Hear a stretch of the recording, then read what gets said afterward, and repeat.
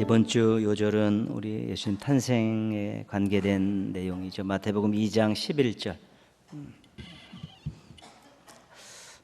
우리 잘 알고 있는 내용인데 요절로 한번 해보지는 않았습니다. 그래도 한번 요절하고 또 읽어보고 말씀 잠깐 나누겠습니다. 집에 들어가 아기와 시작.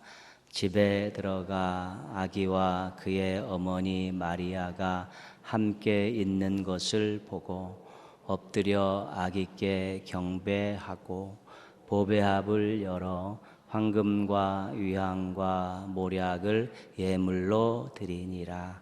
마태복음 2장 11절 말씀. 아멘. 예수님 태어나셨을 때 있었던 일 가운데 중요한 것 중 하나가 이 동방 박사들의 방문이죠.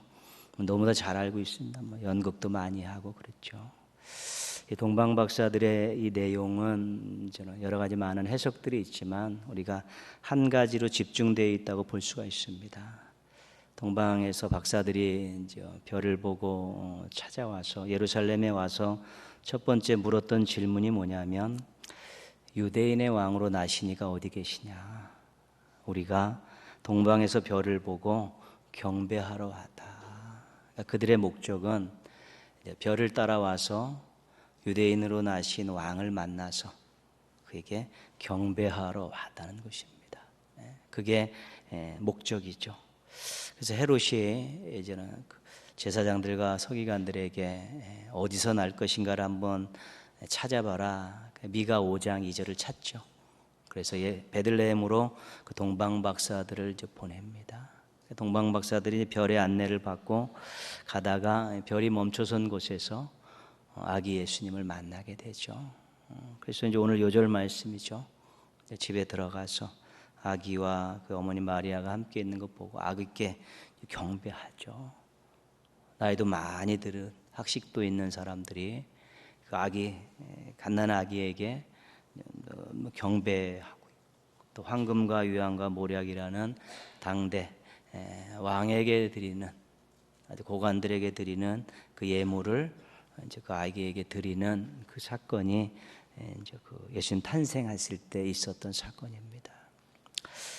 근데 우리 한 가지 질문은 뭐냐면 왜 이방인들이 유대인으로 왕으로 태어나는 아기를 경배하러 왔을까?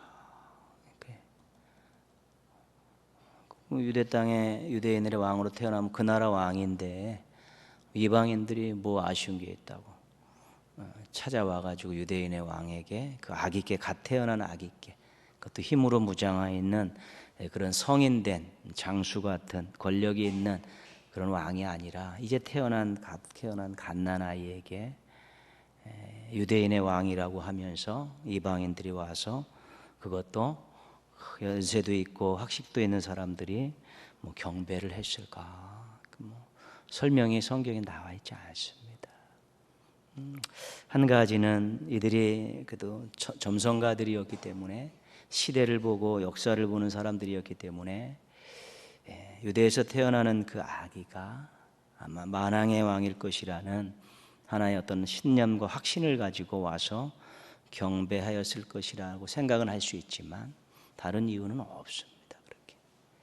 근데 거기서 더 중요한 것은 지금 이 동방 박사들 이야기 속에서 더 중요한 것은 그 문제에 대한 답은 없습니다.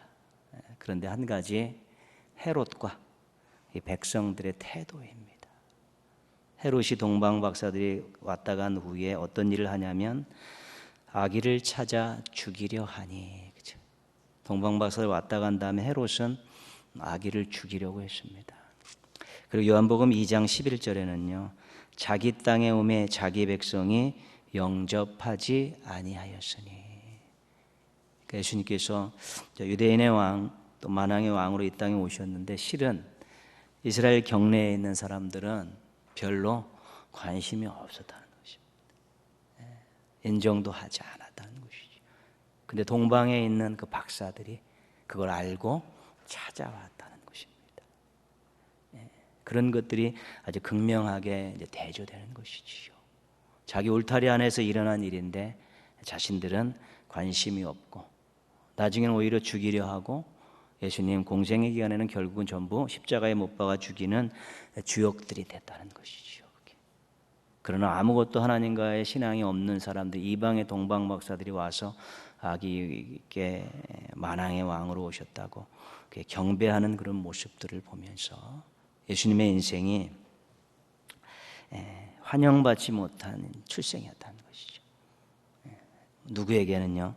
그 나라 사람들에게는, 또 세상 사람들이 환영받지 못한 인생이었고 또 고난의 인생이었다는 것입니다. 그러나 빌립보서 2장 9절 11절 말씀에 보면 모든 이름 위에 뛰어난 이름을 주시고 모든 무릎을 예수님의 이름에 꿇게 하시고 모든 입으로 예수 그리스도를 주라 시인하게 하셨다. 환영받지 못한 인생으로 오셨지만 우리 하나님께서 가장 높은 곳으로 다시 세워주셨다는 것이죠. 그게. 그래서 우리의 인생에 이 땅에서 나름대로 또 잘 펼쳐지지 않고 힘듦이 있고 고난이 있고 어려움이 있다 할지라도요, 우리의 인생의 모든 것들을 우리 하나님께서 쥐고 계시다는 분명한 믿음을 가지고 하나님 믿고 하나님 뜻대로 살려고 노력하다 보면 우리 하나님께서 또 새로운 인생으로 펼쳐주신다는 것입니다. 그게 신앙인의 소망입니다. 지금 잘 되지 않았다 그래도, 지금 원하는 대로 되지 않았다 그래도 내가 하나님을 신실히 믿고 하나님의 뜻을 따라가는 한 하나님께서 나를 절대로 외면하지 않으신다는, 예수 그리스도의 그런 태어날 때의 그런 좋지 않은 상황 속에서 그분이 주의 뜻을 행하면서 나중에는 최고의 이름으로 모든 무릎들이 그의 이름에 꿇게 하시고 모든 입들이 예수님이 주인이라고 고백하는 놀라운 미래를 확증하셨듯이 신앙인의 인생들도 얼마든지 신실하신 하나님 믿고 의지하며 나아가게 될 때 갈수록 좋아지는 인생 될 수 있고 최후의 가장 정점에 설 수 있는 인생이 될 수 있다는 것 잊지 말아야 되는 것입니다. 그래서 과정 속에서 일어나는 여러 가지 어렵고 힘들고 원치 않은 일들에 대해서 그것 때문에 콧바트리고 모든 것이 다 끝났다는지 한숨 쉬고 이런 신앙적인 태도가 아닌 것들을 극복해낼 수 있어야 되는 것입니다. 넘어질 수 있습니다. 그러나 일어설 수 있습니다. 실패할 수 있습니다. 그러나 우리 지금 손잡아서 다시 나아가게 하실 수 있는 것이고요. 수치당할 수 있습니다. 그러나 존귀함을 얼마든지 입을 수 있다는 것. 인생의 여러 가지 쥐뜻대로 살아가면서 당하는 어려움들이 과정이고 결국 우리 하나님께서 우리의 인생을 책임져 주실 것이고 높여 주실 것이고 예수 그리스도의 공생애와 또 하늘 보좌 우편에 올라가신 그 놀라운 역사들을 바라보면서 우리가 절대로 소망을 놓지 않고 살아가는 것, 그것이 또한 예수님 탄생 속에서 우리가 느껴야 되고 고백해야 될 아주 중요한 내용인 것입니다. 갈수록 좋아지는 인생, 나중에 더 아름다운 인생, 신실히 하나님을 믿고 의지하는 자들에게 주어지는 하나님의 크신 선물입니다. 꼭 이런 선물의 주인공들 되시기를 주님께서 함께해 주시고 꼭 이끌어 주시기를 주님의 이름으로 축복합니다. 아멘. 이제 우리가 45장에 왔습니다. 창세기 45장에 왔습니다. 이제 아브라함 이야기가, 이삭 이야기, 야곱 이야기가 이제 마무리되면서 요셉 이야기가 시작되지 않았습니까? 요셉 이야기는 실은 다 갈등입니다. 44장까지. 37장에서 44장까지 다 갈등이죠. 요셉이 형들에 의해서 시기를 당하고 미움을 당해서 애굽으로 팔려가지 않습니까? 이제 팔려갔고 또 애굽에서 여러 가지 많은 고난 상황 속에서도 우리 하나님의 함께하심 속에서 결국 애굽의 총리가 되고요. 이 가뭄 상황에서 형들이 애굽으로 양식을 사러 와서 거기서 또 여러 가지 밀당을 하면서 또 많은 시간들을 오고 가면서 보내게 되는 것이지요. 계속 갈등의 연속입니다. 근데 44장 마지막에 유다가 어떤 이야기를 합니까? 내가 책임지겠다고. 베냐민을 데려가지 않으면 우리 아버지 죽는다. 베냐민 대신 내가 애굽에 남겠다. 자기 희생적인 결단을 했을 때 그때 요셉의 마음이 열리게 되죠. 그래서 이제 45장 시작되는 것이죠. 요셉이 이제는 자기가 요셉이었다는 것을 밝히면서 이런 갈등들을 해결하고 하나님이 주신 새로운 미래에 또 아름다운 것들을 서로 형제들과 가족들과 공유하는 일들이 생겨나게 됩니다. 요셉이 했던 말 몇 가지만 찾아보겠습니다. 3절 말씀 보시면요, 요셉이 형들에게 이르되, 6글자 읽겠습니다. 나는 요셉이라. 여러분, 그 상황에서 요셉이 총리가 갑자기 일어나가지고 나는 요셉이다 이 한마디가 모든 상황을 전부 변화시켜 버렸습니다. 형들의 입장에서요, 우리가 팔아먹은 요셉이 애굽의 총리가 됐다, 이런 뜻 아니겠습니까? 그러면 어떤 마음이 제일 먼저 들었겠습니까? 두려운 마음이죠. 왜요? 보복당할 수 있으니까 두려운 마음 드는 것이고요. 이제 또 처음엔 그런 마음 들었지만 조금 또 후에는 우리 동생이, 내 동생이 애굽의 총리니까 우리 가족은 살았다라는 안도감도 들을 수 있는 것입니다. 그러니까 형들의 마음이 복잡하죠. 두려운 마음, 또 안도하는 마음이 같이 들었고요. 요셉의 입장에서는 이 선포를 하면서 내가 형들이 팔아먹은 요셉입니다, 내가 총리이니까 이제 안심하십시오, 그런 마음들이 있었겠지요. 어쨌든 이 한마디로 인해서 야곱의 가정과 식구들에게 새로운 가능성이 열리게 된 것입니다.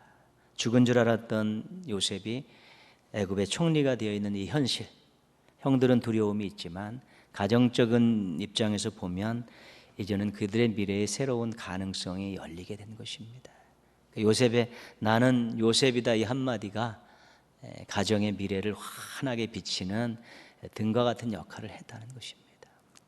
5절 말씀 보시면 당신들이 나를 이곳에 팔았다고 해서 두 개 읽어보겠습니다.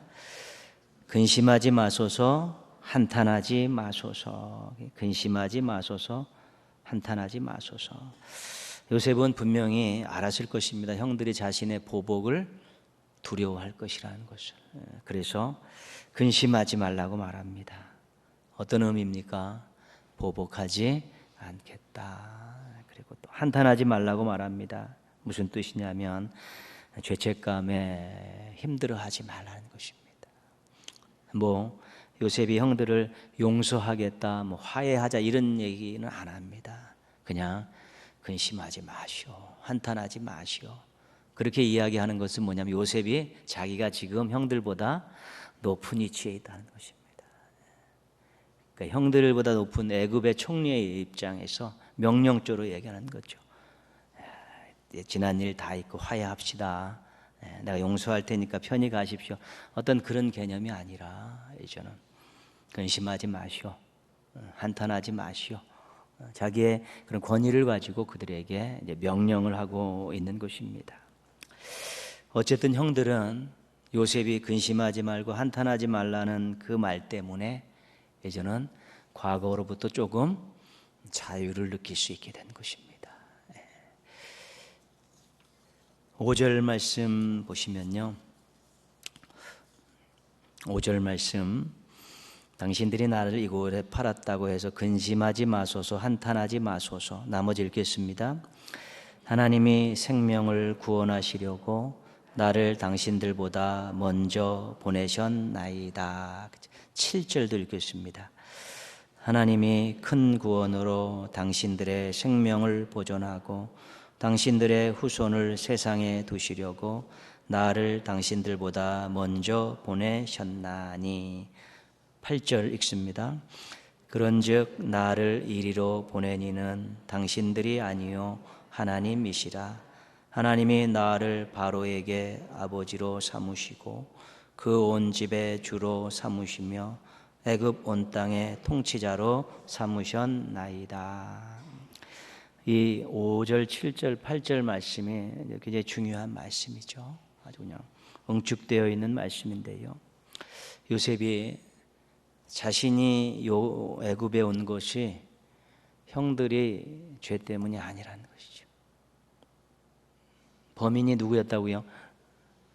범인이 형들이 아니고 하나님이라고 이야기하고 있죠. 형들이 나를 내가 애굽에 팔려온 이것이, 여기 온 것이 형들이 범인이 아니라 하나님이 범인입니다. 그렇게 이야기하고 있죠. 그러니까 그 말 속에서 형들의 어떤 그런 죄책감에 대한 용서의 이제 선언이 들어가 있고요. 목적이 뭡니까? 목적이 하나님께서 그럼 왜 요셉을 애굽에 보내셨는가? 하나는 5절 7절은 가정과 가족을 위한 것입니다. 우리 가정과 가족들을 구원하시기 위해서. 그리고 8절은 이 애굽을 위해서 보내셨다는 것입니다. 요셉의 어떤 그런 생각이 엄청나지요. 그게 내가 이곳에 팔려와서 애굽에 온 것은 형들의 죄 때문이 아니라 하나님 때문입니다. 하나님이 우리 가정과 우리 가족들을 구원하고 이 애굽의 제국에 유익을 주기 위해서 나를 이곳에 보내셨습니다. 그렇게 이야기하고 있다는 것이죠. 엄청난 고백입니다. 이 고백으로 가정이 회복되기 시작합니다. 형들이 죄의식에서 놓이게 되었습니다. 아버지는 슬픔을 벗어버리게 되었고요. 요셉은 복수심을 내려놓게 된 것입니다. 모든 것 하나님이 하셨습니다. 우리 가정을 위해서, 이 제국을 위해서 하나님이 하셨습니다라고 신앙적인 결단과 고백을 요셉이 툭 던진 이후에 형들은 죄의식에서 놓이게 되고, 이제 아버지는 그 아들들을 다 만나니까 슬픔 가운데 있었는데 슬픔을 내려놓게 됐고, 요셉 자신도 형들을 보복하고 그랬던 마음 자체를 이미 다 잘라버린 것이지요. 그러면 가정이 회복되는 거 아니겠습니까? 요셉이 권력을 가지고 이 문제를 해결하려고 형들에게 손을 댔다면, 형들은 두려워 덜덜 떨면서 서로 네 탓이다 내 탓이다 싸우겠고요. 또 그런 형제들끼리 그런 피를 보는 그 현장, 그 전에 요셉이 짐승에게 잡혀 죽은 게 아니었구나, 애들에게 그랬고, 또 요셉이 또 그것을 지금 보복하고 있구나, 이런 것들을 아버지가 보게 되면 그 아버지는 살아도 살아있는 것이 아니지 않습니까? 그 요셉의 이러한 신앙적인 정확한 안목을 가진 이 고백 때문에 가정이 이제 회복이 되기 시작한 것입니다. 우리가 살면서 갈등은 없을 수가 없습니다. 서로 인간적인 갈등들도 있고 공동체 안에서도 여러 가지 갈등들이 있는데, 갈등이 없는 것이 좋은 것이지만 없을 수는 없기에 어떻게 해결하느냐가 굉장히 중요한 것입니다. 요셉의 문제를 보면서 우리가 이것을 하나님 중심으로 생각하고 말씀 중심 생각하고 상대방 중심으로 생각할 때 이 갈등들이 해결돼도 좋은 열매들을 가지고 해결될 수 있는 것입니다. 그런데 이 갈등 해결을 자기 중심으로 하려고 하면 절대로 되지 않고 열매도 좋은 열매가 맺을 수 없는 것이죠. 요셉이 정말 애굽에 팔려간 그때 모든 고비들을 넘겼던 그런 인생들을 돌아보면서 자기가 복수할 수 있는 그 자리에 있을 때 이것들을 형들의 죄 때문이 아니라 이것이 하나님의 구원의 역사였었다고, 하나님이 하신 일이었었다라고 딱 입장 정리를 하니까 형들이 밉지가 않은 것입니다. 보복하고 싶은 마음 생긴 것이 아닌 것이지. 그리고 이것이 하나님께 목적을 이루시기 위한 일이었기 때문에 이 부분을 하나님 뜻대로 잘 처리할 때 하나님의 뜻이 이루어지겠다는 생각들을 가지니까 갈등이 해소되었듯이요. 우리가 어떤 갈등 앞에서 하나님은 정말 어떻게 생각하실 것인가, 말씀은 이 부분에 대해서 뭐라고 이야기하고 역지사지로 상대방은 왜 그렇게 행동했을까라고 한번 생각하고 기도하면서 우리가 지혜를 구하면 좋은 해소 방안이 나오고 해결된 것이 비온 뒤에 땅이 더 굳어진다고 또 더 좋은 그런 열매들을 얻을 수 있게 되는 것입니다. 그걸 잘 해야지 신앙의 유대함을 우리가 보여줄 수 있는 것 아니겠습니까? 그걸 잘 지금 못하고 있습니다. 교회에서 그걸 잘 못하고 있습니다. 안 돼. 교회 안에서 이 갈등 해결하는 능력이 없습니다. 그래서 어떻게 하냐면 다 세상 법정으로 지금 끌고 가고 있지 않습니까? 모든 문제들을. 이거 큰일이죠. 고린도전서의 말씀대로 하면 이건 큰일입니다. 너희 중에 지혜자가 없느냐? 차라리 손해보고 말지 그것을 믿지 않는 자들에게 가서 판결해달라고 내놓고 앉아있느냐. 이 고린도전서의 세상 법정에 교회 문제 가지고 간 것에 대한 책망이 그것입니다. 야, 너희 중에 그렇게 지혜 있는 사람이 없냐? 야, 조금 양보하고 손해보고 말지 그것을 믿지 않는 사람들에게 가서 해결해달라고 거기다가 어떻게 내놓냐. 창피한 것도 모르고. 고린도전서의 그 탄식이 그것이지 않습니까? 그러니까 조금 양보하고 손해보고 희생하려고 하면 얼마든지 해결할 수 있는 것인데, 근데 그것이 신앙 정신이지 않습니까? 우리가 섬기고 나누고 수고하고 희생하고 배려, 이게 신앙 정신이고 신앙적인 가치들인데, 문제만 생기면 이런 부분들이 작동을 안 하는 것이, 작동을 안 하고 이기적인 생각들만 작동을 하니까 문제가 해결이 안 되고, 해결이 안 되니까 결국은 세상 법정으로 다 가지고 가면서 창피한 줄 모르고 우리가 그런 짓들을 지금 하고 있는 것이지요. 그래서 하나님은 어떻게 생각하실까? 하나님 말씀은 뭐라고 하실까? 왜 상대방은, 우리 같은 신앙을 가진 사람이 왜 이런 행동을 했을까? 이런 말을 했을까라는 그런 의식 가지고 조금 기도하면 우리가 얼마든지 갈등을 잘 해소해서 더 좋은 공동체, 아름다운 관계들을 만들어갈 수 있게 되는 것입니다. 요셉의 이 고백은 하나님의 섭리라는 것입니다. 하나님의 섭리를 고백하는 것입니다. 하나님의 섭리는 하나님께서 주권적으로 하시는 일입니다. 간섭받지 않고 하시는 일이고요. 하나님의 섭리는 감추어져 있어서 그때는 잘 모를 수가 있습니다. 하나님의 섭리는 그렇지만 그 삶의 현장 속에서, 그 배후에서 반드시 일어나고 있다는 것입니다. 형들이 동생 팔아먹는 죄를 이용하셔서 요셉을 애굽으로 보내신 것입니다. 그 우연이라고 이야기합니다. 세상에서는. 왜 하필 애굽에 팔렸을까? 형들의 죄를, 그러니까 죄 짓지 말라고 막 그냥 탁탁탁 막는 것이 아니라 그들 나름대로의 인격적인 자유함을 주는데, 형들이 미움과 시기를 이기지 못하고 동생을 팔았을 때 하나님이 그 동생을 애굽으로 인도했다는 것이죠. 보리발의 집에서 잘 하다가 그 안에 그 유혹 있을 때요, 유혹이 있을 때 신앙적으로 잘 처리를 했는데 왕의 고관들이 잡혀오는 옥으로 가게 됐다는 것이죠. 보디발 집에 안에서 죄를 지었기 때문에 그 옥살이를 하게 됐는데, 거기가 바로 바로의 왕의 그 고관들이 와서 죄를 치르는 옥살이였다는 것이, 거기서 만나면서 이제 바로와 연결점이 되지 않았습니까? 그러니까 일어났던 이런 일들이, 인간들은 자신들의 일들을 다 하는 것입니다.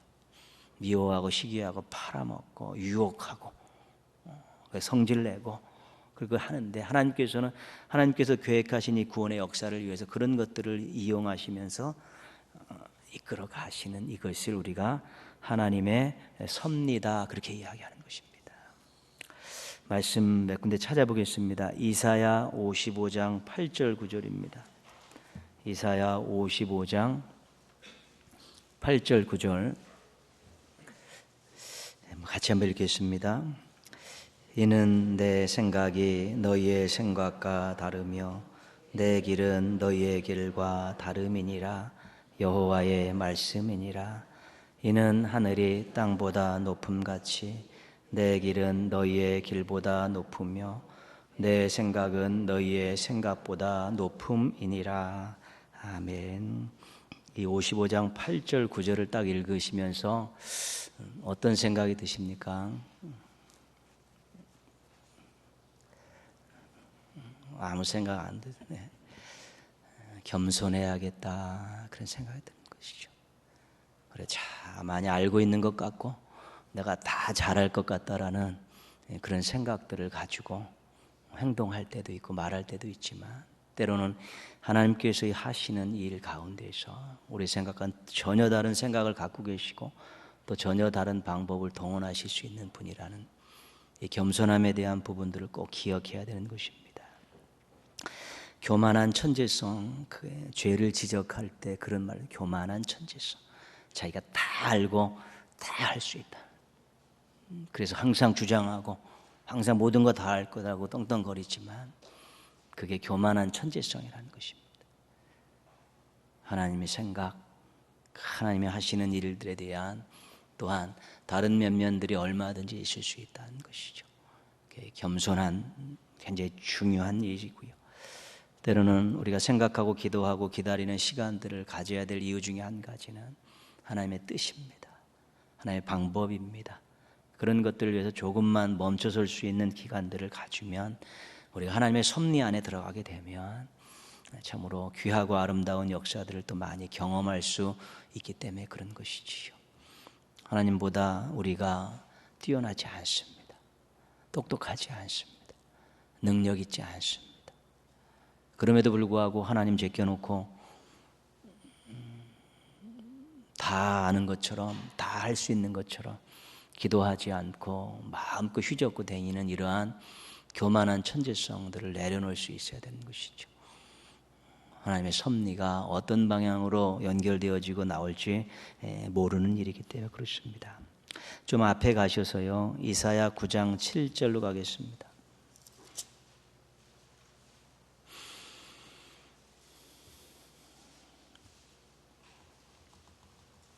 이사야 9장 7절.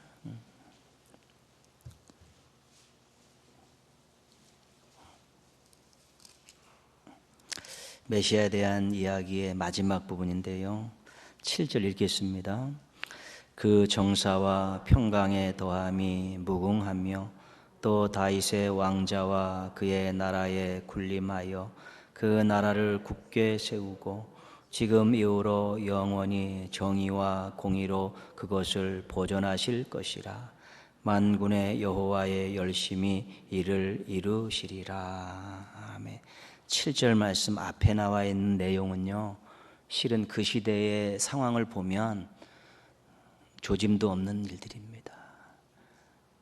강대국이 이스라엘 쳐들어와 갖고 뒤집어 엎어놓는 세상이고요, 이스라엘이 쩔쩔매고 있는 그런 상황인데 7절 말씀과 같은 말씀을 툭 던져놓았죠.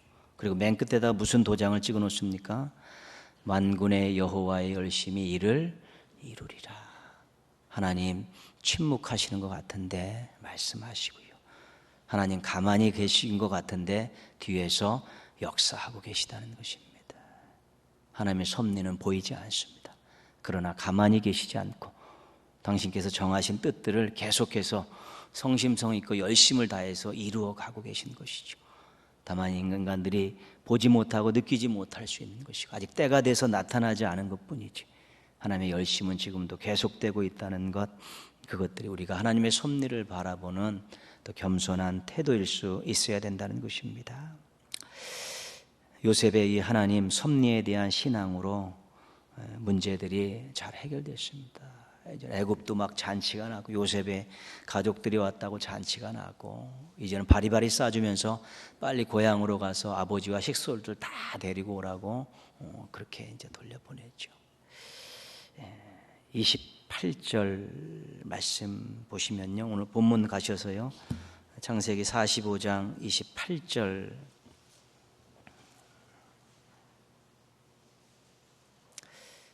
이스라엘이 이르되, 네 글자만 읽습니다. 조카도다. 야곱이 이제 아들들이 돌아와서 요셉이 살아 있습니다.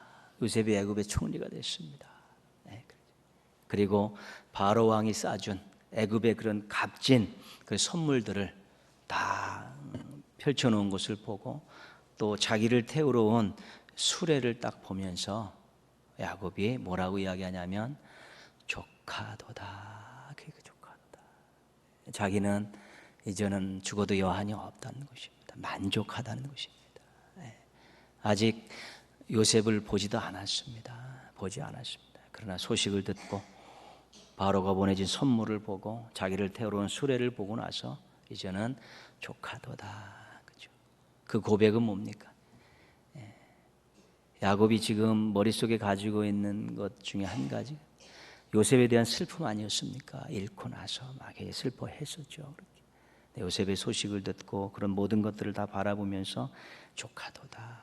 이제는 하나님께서 나에게 만족함을 주셨다는 것입니다. 그래서 이제 죽어도 여한이 없다는 것입니다. 하나님이 하신 일들의 아주 끝이 이러한 만족함 아니겠습니까? 말씀 한 곳만 더 찾겠습니다. 고린도후서 3장 5절입니다. 고린도후서 3장 5절. 고린도후서 3장 5절.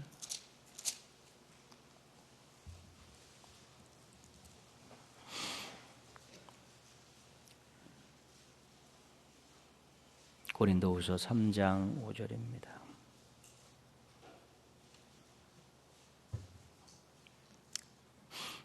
같이 읽겠습니다.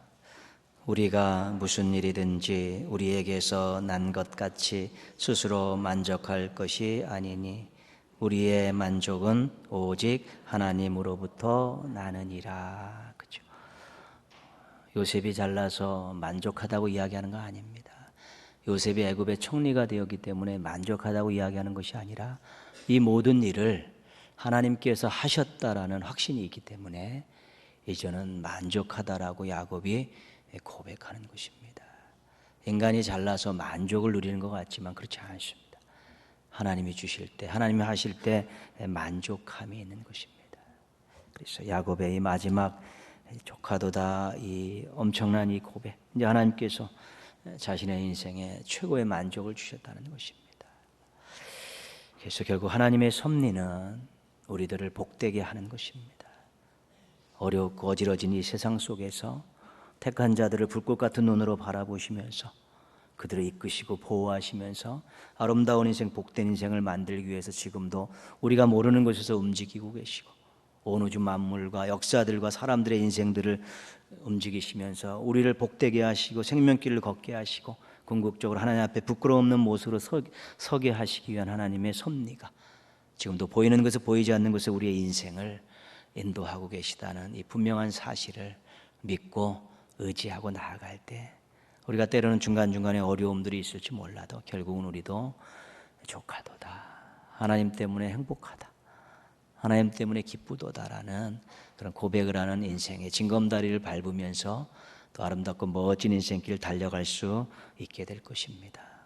하나님의 주권, 하나님의 섭리, 이 두 가지 꼭 붙드시고 인생의 여러 가지 일들을 쫙 해나가시면서 절대로 낙심하거나 포기하거나 좌절하지 마시고 또 원망 불평 쏟아놓으면서 주저앉지 마시고 지금 하나님께서 나는 가만히 있고 나는 널브러져 있어도 하나님은 움직이고 계시고 일하고 계시고 하나님이 열심히 반드시 내 인생을 아름답게 이끌어 가실 것이라는 분명한 고백을 가지고 다시 일어나고 다시 기도하고 다시 손잡고 그렇게 나가시면 조카도라는 고백들 많이 하시면서 살아가는 행복한 인생들이 되어질 수 있게 될 것입니다. 꼭 그런 인생 살아가시기를 주님의 이름으로 축원합니다.